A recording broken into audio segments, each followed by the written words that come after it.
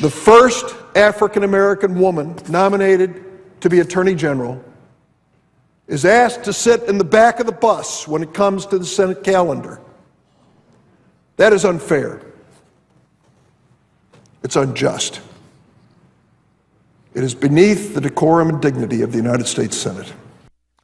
This brings us to no more divisive influence on American politics than the man who calls himself a reverend, pretends to be a TV commentator, and will never apologize for anything, even when he's proven wrong. One can only hope that he next will not actually get people to stop eating in a protest, when it's obvious he's never wanted for a free food handout.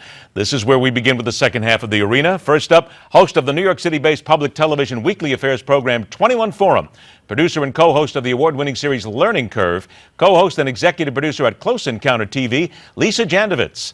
Joined by GOP communication strategist at the Victory Group, he's been crafting corporate crisis and candidate programs for more than 30 years. My God, we feel sorry for him. Multiple Addy and Telly Award winner, Adam Goodman. Good to have you both on the show. Thanks for joining us.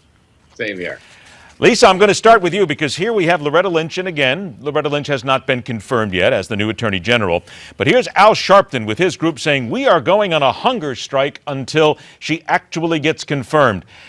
There's just something about, I guess, Al Sharpton leading a hunger strike that just makes everybody wonder if it's really going to have any impact. Well, Ed, it's also unlike any other hunger strike because different groups are going to be alternating. Some groups are going to be eating and then they stop and then a new group starts. So it's not, no one's really going to starve in this hunger strike, which is a perfect example of what this really is. This is Al Sharpton staging something for attention and for focus. It is not really what a hunger strike is.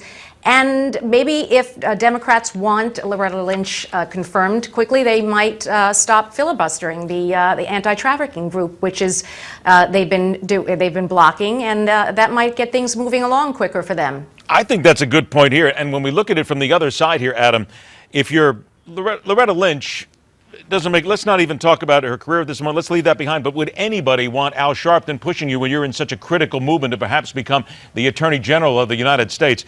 That's something I wouldn't actually go out and solicit. Well, you know, Al Sharpton's known as much for fast talk. Is certainly known more for fast talk than fasting. And, you know, he's a person who likes to get a lot of attention, as you said, likes to whip it up and damn the truth at times. As we saw with the Tawna Brawley's case, we saw how he whipped up an entire city at Crown Heights not so long ago. I understand the frustration in not moving the Loretta Lynch nomination. I think a lot of people believe we should move that, but the reason it hasn't to this point, to some extent, is because of a parallel issue having to do with human trafficking. That's a multi-billion-dollar business where young children and women are raped, tortured, beaten, and abused, and something that has to be addressed and has an equal sense of urgency, you might say, as the confirmation itself. But to have Al Sharpton in your corner, I think, and he's not, by the way, as he tries to compare himself to Mahatma Gandhi, Martin Luther King Jr., it always has to leave you sleepless at night. No, it just leaves me sleepless at night that anybody would think that what he says is the truth at any given time. That, I think, bothers a whole lot of people at this point. But I think that your point is very well made. There's more to this than a hunger strike, Adam. There's a lot of issues going on here. Lisa, you touched on it briefly as well. I got about a minute left. But, Adam, that critical issue that needs to be looked at, that's what most people are missing, are they not? They are, and this is something, you know, too often these days we see Washington talk, debate, at times filibuster, and do nothing. This is an issue that's begging, crying out for a resolution, a remedy, and action today. And I think we should stop playing around. At the same time, I do think we should move forward as quickly as possible with or after that on Loretta Lynch and get this thing done. Lisa, just out of curiosity's sake, about 30 seconds I got left, do you think that eventually she will be confirmed? I think she will be confirmed, and she's certainly not the longest confirmation wait that goes to Edwin Meese in 1985, which was 13 months. I think she will, but this has to be resolved, and Adam brought out a good point. They're not speaking to the important issue of the anti-trafficking bill, which is what really should be focused on at this time.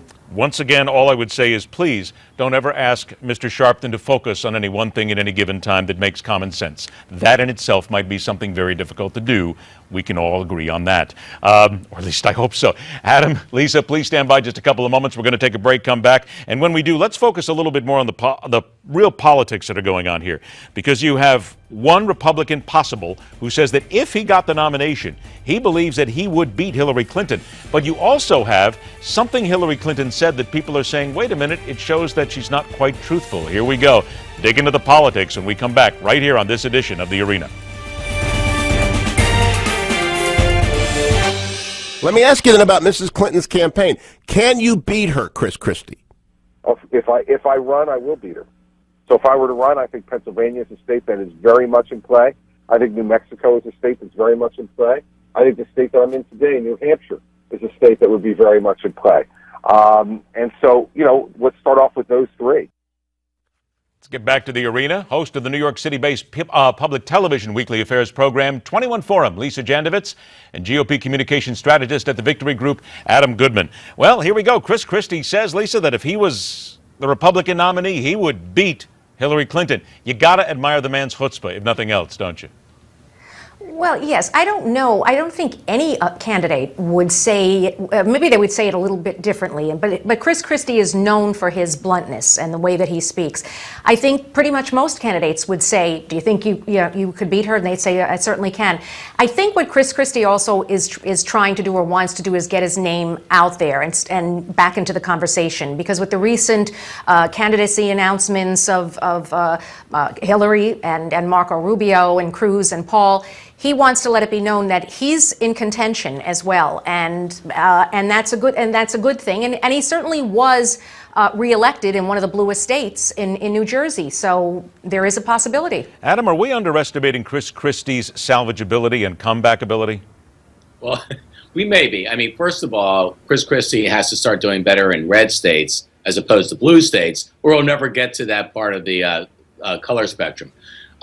He is still a possible alternative, you might say, for the more established and mainstream cast of candidates to, say, a Jeb Bush. If Jeb Bush didn't make it for whatever reason, I think he gets a second look. Maybe one or two others get a second look. But he's got a heck of a lot on his plate right now, starting with trying to not just bridge the gap between his kind of blunt, more moderate politics and conservative groups, but also bridging Bridgegate, where, new rounds of indictments are starting to well, but hit. let's say this, Adam. What happens if everything cooks with Bridgegate here and it comes out and he is completely exonerated, totally? Then he has got to come back on this tour and he's basically got to undo all that damage, which I think you and I both know from a PR side is impossible.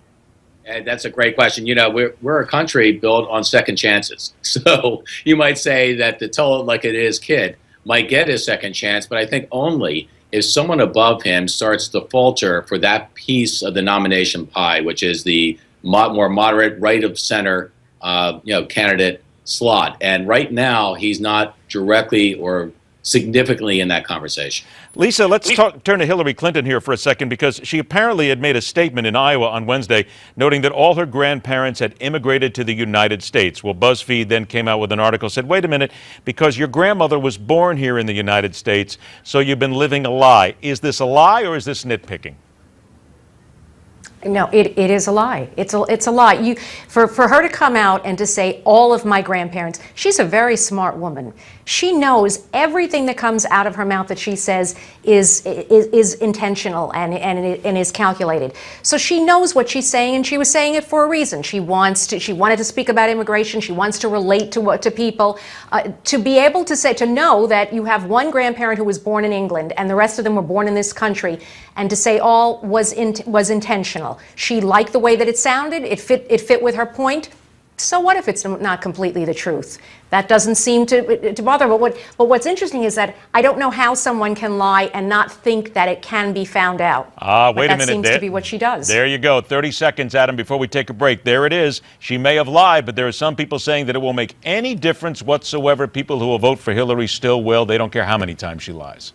Resume inflation is one of the worst things any candidate for any office can do. She's definitely guilty, clearly guilty of that. But with Hillary, if she doesn't like something, she denies it. If doesn't exist, she invents it. So I think she thinks, as she thinks on so many issues, that she can just talk her way around or through something when it's so obvious what the truth or lack of truth is. And But this is just- it would seem to be truthful then that she can talk her way through it around it, because if people still vote for her, then in the end, she still wins. There you go. Or any politician wins, not just Hillary Clinton, any of them. All right, if you would please both stand by just a couple of moments. We'll come back after this. And when we do, it's interesting because let's talk about another item of voting here. Do you need to be literate to vote? Somebody says you do. We'll talk about that, knock it around, and a whole lot more when the arena continues right here. One more go around in the arena. Welcome back. Co-host, executive producer at Close Encounter TV, Lisa Jandovitz, and GOP communication strategist at the Victory Group, Adam Goodman. Adam, let's start out with you on this one. General Motors, according to a U.S. bankruptcy judge, will now not have to face dozens of lawsuits over this ignition switch defect. This is more than 200 people that have died or suffered serious injuries here. This is a godsend for General Motors, but quite frankly, other people are asking, wait a minute. They've been found to have maybe not lied, but fabricated some truth here in this whole investigation, and now not to be liable? That smacks in the face of common sense. It's a very bad story, really about our judicial system. One of the things you see in a lot of public polling is the increasing decline in confidence that American public has in basic institutions, the presidency being one of them. But one of them is also the criminal justice system, or just the system of justice, and the Supreme Court. We are starting to lose confidence. When you see a case like this, it's just simply wrong to hide tragedy and horror behind a legal loophole that saves a big corporation billions. It's funny maybe for a Republican to be saying that, but I think as a human being, your heart goes out to the victims' families, and there's got to be a more just resolution than this. Lisa, I think it's got to come down to fairness here, because now you'll have people filing lawsuits against the old GM and not the new GM. This is going to cost people money, time, their lives, and GM made the mistake. I mean, stand up and take responsibility for what you did. I think that's what this country wants to see in every business. Right, and GM was accused of concealing the defect. Isn't that fraud? Although the judge is saying that it's not, and that people can't put these claims forward, and it is just there were deaths, there were catastrophic injuries. Justice does not seem to have been served in this case, and it's a shame for all of these families that were affected. Yeah, it all comes down to the bankruptcy court's laws, which are interesting too. But still, it was GM, no matter how you slice it. Ann Coulter made another interesting comment recently. She said that literacy tests should be handed out to make people eligible to vote. It would not be the worst idea. Well, Lisa, she's saying people need to be smarter to vote. Sometimes you wonder if indeed people do need to be smarter to vote. I agree with her on that, in that too many people don't know, and studies have shown, they don't know basic politics, basic government, as Jesse Waters on Fox News showed that he went around asking New Yorkers. Many of them did not know Republican candidate Marco Rubio, but these are people that are voting for the president or for any of our elections.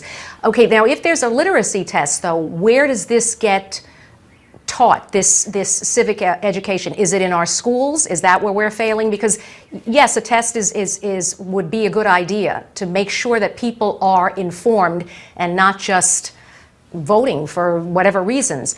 But where does this begin? Where do people begin to get this understanding and this knowledge? I think that's I think even the bigger it's a fair question, Adam, actually, if you look at it, because what Coulter points out is there's ballots in 124 different languages, but she said, I'm pretty sure Senate debates will not be taking place in Urdu. I mean, putting aside any potential insult here, she's got a point.